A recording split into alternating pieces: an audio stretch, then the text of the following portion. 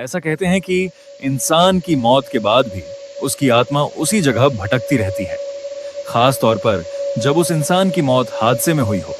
भी भयानक मौत वो होती है जब कोई अपने खुद के लालच के लिए किसी दूसरे की जान लेता है। ऐसे मामलों में आत्मा सिर्फ वहां फंसी नहीं रहती, बल्कि वो बदले की भावना से उस जगह पर हमेशा के लिए डेरा डाल देती है। कुछ जगह ऐसी होती है, एक छुपा हुआ खौफ दफन होता है, पर हमें जो भयानक अनुभव होते हैं उनके पीछे हमेशा एक काला खून से सना इतिहास छुपा होता है। मेरा नाम नीलेश है। ये जो घटना आज मैं आपको सुनाने जा रहा हूं, दादाजी के साथ घटी एक सच्ची घटना है। ये करीब साल 2000 के आसपास की बात है। परिवार मध्य प्रदेश के बॉर्डर पर बसे बुंदेलखंड के एक दूर दराज के गांव में रहने गया था। मेरे दादाजी गोपाल राव उस इलाके में नए नए शुरू हुए एक सरकारी प्रोजेक्ट के चीफ सिक्योरिटी ऑफिसर के पद पर तैनात हुए थे। वो प्रोजेक्ट करीब थी 3 साल का था, जहां से उन्हें वहीं रहना पड़ने वाला था। अपनी फैमिली को लेकर वहीं रहने चले गए थे। फैमिली में उनकी माँ और उनकी 2 बेटियां थी, निशा और गिरिजा। गिरिजा मेरी माँ है। ये कहानी मैं आपको उन्हीं के नजरिए से सुनाऊंगा, ठीक वैसी जैसी उन्होंने मुझे सुनाई थी। ये कहानी सुनते हैं, मैं गिरिजा। जब मैं छोटी थी तब हम पापा के काम के सिलसिले में एक नए गांव गए थे। हम जिस गांव गए थे वो कोई बहुत बड़ा गांव नहीं था। दिन में तो वो गांव बहुत शांत, खूबसूरत और सीधा साधा लगता था, लेकिन अंधेरा होते ही वहां सन्नाटा पसर जाता था। गांव के बीचों बीच हमारा एक बड़ा पुराने जमाने का पत्थरों का घर था, जिसके बाजू एक बड़ी खुली जगह के पुराने पेड़ थे। लेकिन इस घर की सबसे बड़ी दिक्कत यह थी कि उस दौर में गांवों की बनावट के हिसाब से घर के अंदर टॉयलेट नहीं होता था। घर के मुख्य बाड़े से करीब 50 कदम दूर पीछे की तरफ एक सुनसान कोने में पुरानी ईंटों का बना हुआ एक बाहरी टॉयलेट था, और उसके पास ही थोड़ी दूरी पर एक बहुत पुराना गहरा पत्थरों का कुआं था। बच्चे वहां खेलते थे, पर घर के बड़े लोग हमेशा एक बात का ध्यान रखते थे। शाम के 6 बजे या 6:30 बजते ही को घर के अंदर ले आते और पीछे का दरवाजा बंद कर देते थे, क्योंकि अंधेरा होते ही उस कुएं और बाहरी टॉयलेट के आसपास एक अजीब सी डरावनी खामोशी छा जाती थी। को इस बात का भी हमेशा डर लगा रहता था, बच्चे कहीं अंधेरे में उस कुएं के पास ना चले जाएं, और इसलिए वो हमें हमेशा डांटती थी। पापा के बारे में बताऊं तो पापा करीब 7 फीट ऊंचे और दमदार पर्सनैलिटी के इंसान थे। मिलिट्री और पुलिस डिपार्टमेंट के लंबे अनुभव की वजह से यह शब्द उनकी डिक्शनरी में नहीं था। सरकारी प्रोजेक्ट के काम की वजह से घर आने में संगीत रात को बहुत देर हो जाती थी। मतलब रात के 12:30 या 1 बजे के आसपास घर लौटना पड़ता था। रात को घर आने के बाद उनकी एक पक्की आदत थी। वो पहले घर के पीछे बने उस बाहरी टॉयलेट की तरफ जाते, वहां के नल पर हाथ पैर धोते और उसके बाद ही वो घर के अंदर आकर सोते थे। गांव के कुछ पुराने लोग मेरी दादी से अक्सर कहते थे, इतनी रात को अकेले उस कुएं के पास क्यों जाते हैं? आपको पता नहीं है क्या वो जगह ठीक नहीं है? अंधेरा होने के बाद उधर गांव का कोई इंसान भटकता तक नहीं। सुनकर मेरी दादी हमेशा डर जाती थी। अब वो जो कुआं था का सबसे पुराना कुआं था, मतलब वो हमारा पर्सनल नहीं था, बल्कि सरकारी कुआं था। दिन भर गांव के लोगों और औरतों का वहां आना जाना लगा रहता था, पर शाम होने के बाद उधर कोई भटकता नहीं था। दादी को जब उस कुएं और उस जगह के बारे में कुछ अजीब बातें पता चली, तब दादी ने भी पापा को कई बार टोका था। वो उन्हें हमेशा कहती थी, अरे गोपाला, रात के वक्त उधर मत जाया कर, जो कुछ भी हो सुबह उजाला होने पर कर लिया कर, वो जगह ठीक नहीं है। पर पापा किसी की बात सुनते नहीं थे। उन्होंने इतने साल आर्मी और पुलिस में गुजारे थे, उन्हें इन सब बातों पर यकीन नहीं था। उन्हें भरोसा था शरीर की ताकत पर। घर के पीछे के उस पुराने टॉयलेट की बनावट बहुत बेचैन करने वाली थी। पुरानी ईंटों की दीवारें ऊंची थीं, पर उस केबिन के ऊपर थीं। बस ऊंचाई पर लकड़ी के तख्तों की एक टेम्परेरी छत थी, और उस पर एक टीन का पतरा लगा हुआ था, यानी हवा आने जाने के लिए छत और दीवार के बीच में थोड़ा गैप था, और वहां से ऊपर का खुला काला अंधेरा साफ दिखाई देता था। और ठीक वहीं टॉयलेट के बिल्कुल सामने थोड़ी ही दूरी पर वो पुराना कुआं था, जहां से पानी निकालने संगीत के लिए एक लोहे का गरारी पहिया लगा हुआ था। रात के वक्त वहां ऐसा सुन्न कर देने वाला सन्नाटा होता था कि जंगल से आने वाली हवा की आवाज भी किसी रोती हुई औरत जैसी महसूस होती थी। हमें वहां गए हुए कुछ 2 या 2.5 महीने हुए थे। वो शायद नवंबर का महीना था। उस महीने की एक बेहद ठंडी रात को पापा हमेशा की तरह करीब 1 बजे ड्यूटी से वापस लौटे थे। पूरा गांव सोया हुआ था। चारों तरफ घना कोहरा छाया था। पापा ने अपनी बंदूक और बैग घर में रखा, हाथ में टॉर्च ली और वो उस अंधेरे पिछले आंगन से बाहरी टॉयलेट की तरफ निकल पड़े। आसमान में चांद बादलों के पीछे छुपा हुआ था। टॉर्च की सफेद रोशनी ही उनकी इकलौती साथी थी। पापा टॉयलेट के उस केबिन में घुसे और उन्होंने लकड़ी के दरवाजे की कुंडी अंदर से लगा ली।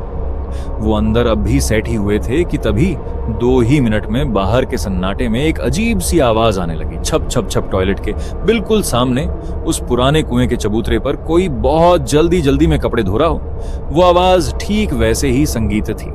उस आवाज के साथ ही किसी औरत के हाथों की कांच की संगीत चूड़ियों की खनखन जैसी तीखी आवाज भी उस सन्नाटे में गूंज रही थी। पापा एक पल के लिए चौंक गए।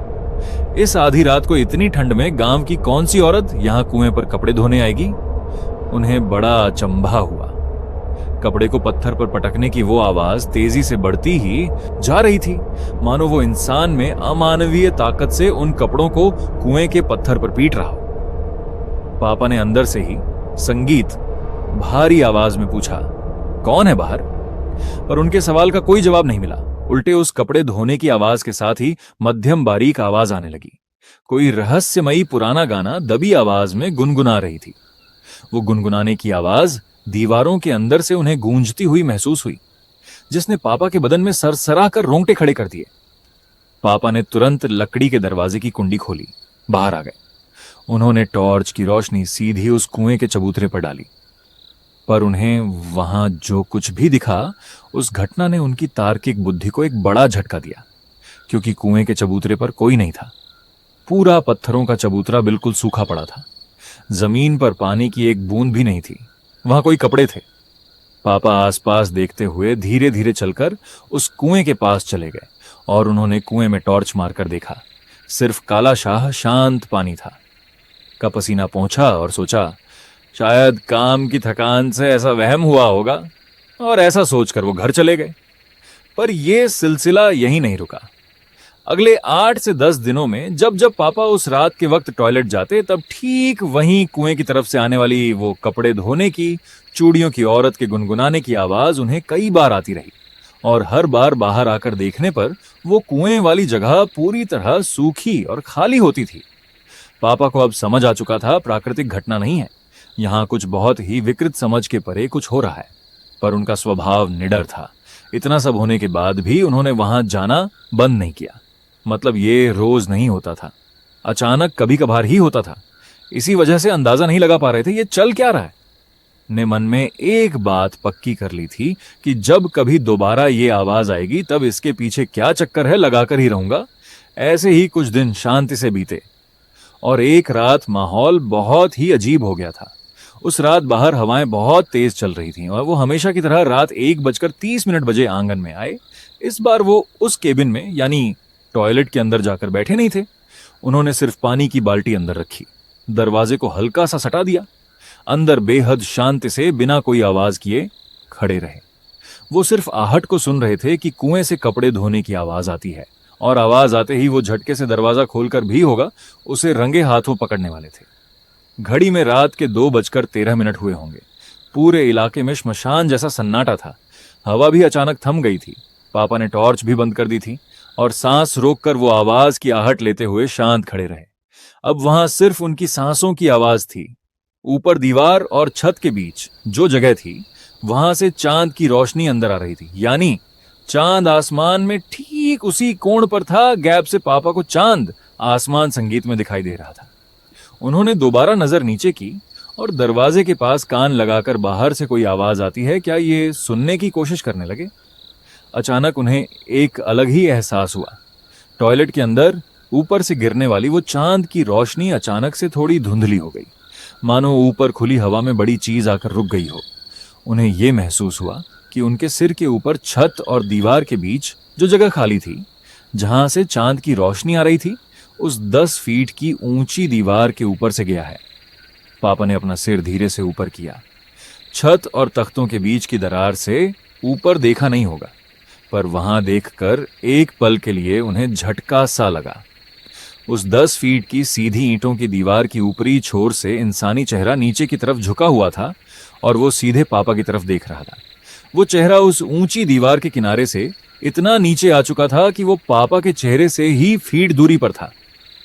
उसके बाल पूरी तरह से गीले और कीचड़ से सने हुए थे, मानो वो आकृति अभी अभी उस कुएं के गहरे पानी से बाहर निकल कर आई हो। उसके लंबे बाल नीचे लटक रहे थे। चांद की मध्यम रोशनी में पापा ने देखा कि उसके चेहरे पर आंखें नहीं थीं, बल्कि 2 बड़े सफेद छल्ले थे जो पूरी तरह खुले हुए थे, और वो आकृति दीवार का कोई सहारा लिए बिना सिर्फ हवा में लटक कर उस तंग जगह से ऊपर से नीचे झांक रही थी। वो पापा के मुंह की तरफ आंखें गड़ाए देख रही थी, मानो वो ये परख रही हो कि ये 7 फीट का आदमी उसे देखकर डरता है या नहीं। उसे देखते हुए ही पापा के सीने में धड़कन बढ़ गई। वो चेहरा जितनी शांति से ऊपर आया था, उतनी ही तेजी से वो दोबारा पीछे चला गया। ही सेकंड उन्हें फिर हंसी से वही कपड़े धोने की आवाज और चूड़ियों की खनखन सुनाई दी, और वही अमानवीय गुनगुनाहट सुनाई दी। पर इस बार उन्होंने कुछ भी सोचे बिना मेज कुंडी खोली। कुंडी खोलकर वो झटके से बाहर पिछले आंगन में आ गए। उनके दाएं हाथ की टॉर्च की सफेद रोशनी उन्होंने सीधे पर ईंटों की दीवार पर मारी। पलक झपकते ही वो कपड़े धोने की आवाज, चूड़ियों की खनखन और वो गुनगुनाहट सब कुछ एक झटके में बंद हो गया। आंगन में एक बार फिर से वही श्मशान जैसी सुनकर देने वाली खामोशी पसर गई। कुएं का पत्थरों का चबूतरा पूरी तरह सूखा पड़ा था। उस 10 फीट की उस सीधी दीवार पर किसी भी इंसान के होने का नामो निशान तक नहीं था।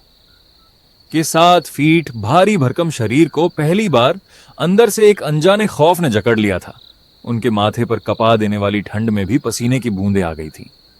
घर लौटे, उन्होंने लकड़ी का दरवाजा मजबूती से बंद किया, सोने चले गए। अगले दिन सुबह पापा ने संगीत रात को हुई वो घटना दादी को के कुछ पुराने लोगों को बताई। सुनकर घर के लोग भी डर गए। दादी ने तो भगवान का नाम लेते हुए बड़ा हंगामा खड़ा कर दिया। मैं तुझे पहले ही कह रही थी, रात के वक्त उस कुएं और टॉयलेट की तरफ मत जाया कर। वह जगह ठीक नहीं है, कितनी बार बताया तुझे, और तू सुनता ही कहाँ है। उसी वक्त गांव के एक बुजुर्ग व्यक्ति ने, जिसने उस संगीत गांव के पुराने दिन देखे थे, उसने पापा को ले जाकर का खून से सना इतिहास सुनाया। गोपाल राव, आप जिस सरकारी घर में रह रहे हैं ना, पर दाग है। कई साल पहले एक रात वहीं रहने वाले एक सनकी आदमी ने पैसों के चक्कर में अपनी ही सगी भाभी की बेरहमी से हत्या कर दी थी। हैवान ने उसका गला घोंट कर उसे मारकर उसी कुएं में फेंक दिया था। उस औरत की लाश मिली थी, सूजी हुई, फूली हुई। उसका गला इतनी जोर से दबाया गया था कि उसकी आंखें बाहर उबल आई थीं और चेहरे की नसें भी फूल गई थीं। पुलिस ने उस आदमी को पकड़ लिया, पर आगे उसका क्या हुआ पता नहीं। पर तब से वो कुआं और उसके आसपास की वो जगह शापित हो गई है। रात के वक्त वहां अमानवीय परछाई भटकती है। लोगों का कहना है कि ये वही औरत है जिसकी वहां मौत हुई थी, और उस घटना के बाद गांव के बहुत से लोगों को उस कुएं के पास भयानक अनुभव हुए हैं, आज भी होते हैं। और ऐसी जगह पर आप जाने की हिम्मत ना करें, बस यही सुझाव है मेरा। उस रात गांव के उस बूढ़े आदमी के जरिए सुनाया गया कुएं का वो खून से सना इतिहास सुनकर, मतलब गोपाल राव घर लौटे तो सही दिमाग से नहीं निकल रहा था। मिलिट्री के अनुशासन में पले बढ़े उनके दिमाग के लिए भूत प्रेत पर भरोसा करना मुश्किल था। पर पिछले कुछ दिनों में खुद अनुभव की गई घटनाओं को नकार भी नहीं सकते थे। ही मन ने एक पक्का फैसला किया, चाहे कुछ भी हो जाए, इस जगह का सच मैं पता लगाकर ही रहूंगा और उस ताकत को यहां से खदेड़ दूंगा। इसके बाद भी पापा ने कई बार उस चीज का सामना करने की कोशिश की, पर वो चीज कभी उनके सामने नहीं आई। इस घटना को करीब करीब 1 महीना बीत गया। नवंबर खत्म होकर दिसंबर की कड़ाके की ठंड शुरू हो चुकी थी। उस 1 महीने के दौरान पापा को कोई भी बात महसूस नहीं हुई। उन्हें लगा कि शायद वह आत्मा अब शांत हो गई होगी। वहां जो कुछ भी है वह चला गया होगा, पर वह बस तूफान के आने से पहले की खामोशी थी। साथ हुई घटना को लगभग महीना हो चुका था और इसलिए उनके दिमाग से भी यह बात निकल चुकी थी। पर उस रात अमावस्या थी। पूरे गांव में लाइट नहीं थी। घर के अंदर हम सब गहरी नींद में सोए हुए थे। पापा बाहर के कमरे में एक खटिया पर सोए थे। उनके सिरहाने उनकी बंदूक और टॉर्च रखी हुई थी। रात के करीब 1:30 बजा होगा। तभी उन्हें किसी चीज की आवाज आई और उस आवाज से उनकी नींद टूट गई। कुछ देर वह खाट पर उठकर बैठे रहे, पर दोबारा कोई आवाज नहीं आई। वह सिर्फ एक वहम था या सचमुच बाहर से कोई आवाज आई थी, ये उन्हें कुछ समझ नहीं आया। पर आदत के मुताबिक वह टॉर्च लेकर उस घर के पिछले आंगन में गए और बाहर बने उस टॉयलेट की तरफ निकल पड़े। ठंड बहुत ज्यादा थी और बदन में चुभ रही थी।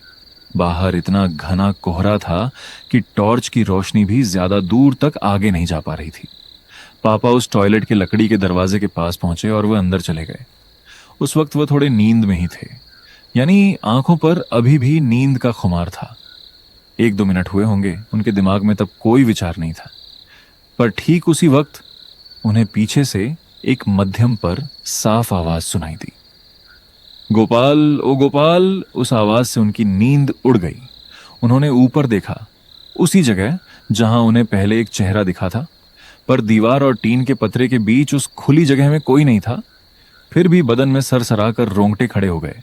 उन्होंने झट से दरवाजा खोला और वो बाहर अंधेरे में आ गए। 2 सेकंड शांत खड़े रहकर वो टॉर्च की रोशनी में आसपास देखने लगे, पर आसपास कोहरा ज्यादा होने की वजह से उन्हें दूर का कुछ भी दिखाई नहीं दे रहा था। उन्हें लगा कि वहम हुआ होगा, और ऐसा सोचकर संगीत उन्होंने उस बात पर ध्यान नहीं दिया और फिर वो घर की तरफ चल दिए। पर कुछ कदम वो आगे गए ही होंगे कि तभी एक और अजीब बात उन्हें महसूस हुई। वो जिस तेजी से चल रहे थे, उन्हें महसूस हो रहा था कि उसी तेजी से उनके पीछे पीछे कोई चल रहा है, और ये एहसास बहुत ही अजीब था। पर पापा हिम्मत वाले थे, वो इतनी आसानी से डरते ही नहीं थे। उन्होंने हाथ की मुट्ठी भींची और एक बार फिर से पीछे मुड़कर देखा, पर तब भी पीछे कुछ नहीं दिखा। फिर वो घर में आ गए और दरवाजा मजबूती से बंद कर लिया। दोबारा वो अपनी जगह पर चले गए, जाकर लेट गए। पर वो रात यहीं रुकने वाली नहीं थी। पापा ने उम्मीद भी नहीं की होगी, उससे कई ज्यादा भयानक कुछ होने वाला था। रात के करीब 2 या 2:30 बजे होंगे। पापा दोबारा गहरी नींद में चले गए थे। बाहर की हवा पूरी तरह थम चुकी थी। पेड़ का एक पत्ता तक नहीं हिल रहा था। कोई आवाज नहीं थी, यहां तक कि झिंगुरों की आवाज भी आनी बंद हो चुकी थी। और इस बार पापा की नींद फिर किसी आवाज से टूट गई। वो अपनी जगह से उठे नहीं, पर उन्होंने आंखें खोली और चुपचाप बाहर से आने वाली उस आवाज को सुनने लगे। उस मशान जैसे सन्नाटे में घर के पिछले आंगन से करारी और तीखी आवाज आ रही थी, जैसे कोई लोहा रगड़ रहा हो। वो आवाज जानी पहचानी थी। कुएं पर पानी निकालने के लिए जो लोहे की गरारी लगी थी, वो आवाज उसकी घूमने की थी, मानो कोई आधी रात संगीत को कुएं से बाल्टी भरकर पानी ऊपर निकाल रहा हो। पापा धीरे से खाट से उठे और बाएं हाथ में टॉर्च और दाएं हाथ में वो लंबी नली वाली बंदूक लेकर वो बेहद सतर्क कदमों से पिछली खिड़की के पास चले गए। वो खिड़की सीधे कुएं की दिशा में खुलती थी। पापा ने लकड़ी की खिड़की का पल्ला बहुत धीरे से बिना कोई आवाज किए 1 इंच की दरार जितना खोला और वहीं से कोहरे में बाहर देखा। और तब बाहर का मंजर देखकर उनकी आंखें फटी की फटी रह गईं। कुएं की वो पुरानी लोहे की गरारी बिना किसी का हाथ लगे अपने आप ही बेहद तेज रफ्तार से गोल गोल घूम रही थी, और उस पर लगी वो मोटी रस्सी कुएं के काले शाह पेट में नीचे जा रही थी और दोबारा ऊपर आ रही थी। और चौंकाने वाली बात यह थी कि कुएं के उस सूखे पत्थरों के चबूतरे पर बड़ी काली आकृति बैठी थी। उसकी पीठ घर की खिड़की की तरफ थी और उसके बाल इतने लंबे थे कि वह जमीन पर रेंग रहे थे। वह आकृति कुएं से बाल्टी ऊपर आने का इंतजार कर रही थी। जैसे जैसे बाल्टी ऊपर आती, वैसे वैसे वो आकृति अपने कीचड़ से सने हाथ कुएं के अंदर डालती। पापा ने टॉर्च चालू की रोशनी कुएं की दिशा में मारी। तब उन्हें समझ आया कि वह बाल्टी से पानी नहीं निकाल रही थी, बल्कि वह कुएं के उस संगीत काले स्याह पानी से इंसानी हड्डियां बाहर निकाल रही थी। एक एक हड्डी बाहर निकालती उसे अपने डरावने नाखूनों से खरोचती के चबूतरे पर ढाड़ ढाड़ करके पटकती थी। उन हड्डियों की खिड़की पर पड़ने वाली आवाज और उस अमानवीय तमाशे को देखकर बंदूक पकड़ते समय पापा के हाथ थरथराने लगे। और इतने में उस काली आकृति ने हड्डियों को खरोचना अचानक से बंद कर दिया, मानो उसे एहसास हो गया था से कोई उस पर नजर रख रहा है। उसने बेहद धीमी अमानवीय रफ्तार से अपना शरीर बिना हिलाए सिर्फ अपनी गर्दन को 360 डिग्री गोल घुमाकर सीधे पीछे, यानी पापा जिस खिड़की के पास खड़े थे वहां देखा। खिड़की की दरार से पापा को उसका वह बदसूरत सफेद पड़ चुका हुआ चेहरा साफ दिखाई दिया। उसने पापा की तरफ देखा और उसके चेहरे पर मुस्कान उभर आई और उसके साथ ही उसके हलक से एक बहुत अजीब सी आवाज निकली, कराहने की आवाज, चीखने की आवाज। वो मुस्कान इंसानी नहीं थी, मानो कई औरतें एक साथ चिल्ला रही हो या रो रही हो। वो भयानक आवाज ठीक वैसी ही थी और ठीक उसी पल उस आकृति ने चबूतरे से रेंगते हुए सीधे उस खिड़की की दिशा में झपट्टा मारा। पापा ने तुरंत खिड़की के दोनों पल्ले जोर से बंद कर दिए, से लोहे की कुंडी मजबूती से लगा दी। अगले ही सेकंड उस लकड़ी की खिड़की पर बाहर से कोई नाखूनों से बहुत तेज रफ्तार से खरोचने लगा, मानो लकड़ी तोड़कर वो आकृति अंदर आने के लिए झटपटा रही हो। खौफ के उस आखिरी मुकाम पर पहुंचने के बाद पापा के अंदर पुराना मिलिट्री का जज्बा जाग उठा। उनके अंदर जो डर था उसकी जगह तेजी से एक गुस्से ने ले ली। पापा ने अपनी बंदूक तानी और खिड़की की तरफ चिल्लाए, पीछे हट, मैं कह रहा हूं ना पीछे हट, हट पीछे। वो अभी भी डरे नहीं थे, या उन्हें अगर डर लग भी रहा था पर काबू पा रहे थे। उन्होंने दोबारा शांति से सोचा और हिम्मत करके मैं खिड़की की कुंडी खोली और दरवाजा पूरा खोलकर वो सीधे बाहर पिछले आंगन में आ गए।